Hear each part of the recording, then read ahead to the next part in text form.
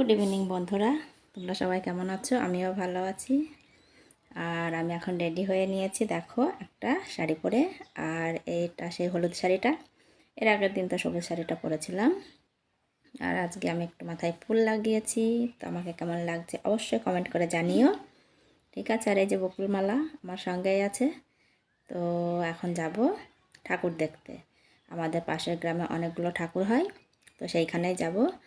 আর সকল বন্ধুদের জানাই শুভ নবমী। আজকে নবমীর সন্ধ্যা।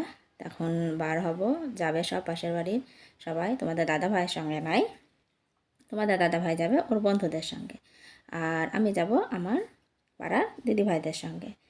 তো চলো সবাই যাব একসঙ্গে মিলে, তখন তোমরা দেখতেই পাবে।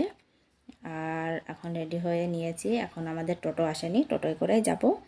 আর ঠাকুরগুলো সব টোটোতে ঘুরে ঘুরেই দেখব, কারণ অনেকগুলো ঠাকুর তো পায়ে হেঁটে দেখা অতটা সম্ভব না, তো তার জন্যই।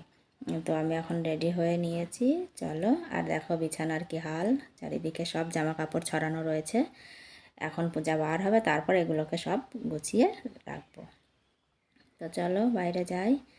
আর তোমাদের দাদা ভাই এখন টিভি দেখছে, টিভি দেখছে বলছে খেলা দেখছে। বিশ্বকাপ হচ্ছে না, খেলা, এই যে খেলা দেখতে বসে পড়েছে খালি গায়ে। তো দেখি ওকে একটু ডাকি, একটু হাই করতে বলি। তো এই যে ওর তো হাই করা মানেই তো, ওই যে দেখলে ও যাবে না এখন, ও যাবে পরে রাত্রিতে, অনেকটা রাত্রিতে যাবে বন্ধুদের সঙ্গে। তো আমি এখন যাব, চলো। ও এখন খেলায় পাগল, এখন খেলা দেখুক, আর আমি এখন ঠাকুর দেখতে যাব। তো চলো তোমাদেরও সঙ্গে নিয়ে যাই, নিচে যাই। বাইরে অন্ধকার হয়ে গেছে, এখনও নেল পালিশ পরা হয়নি, পরবো। তো দেখো উঠানে দাঁড়িয়ে রয়েছি, এখন আমাদের টোটো আসেনি।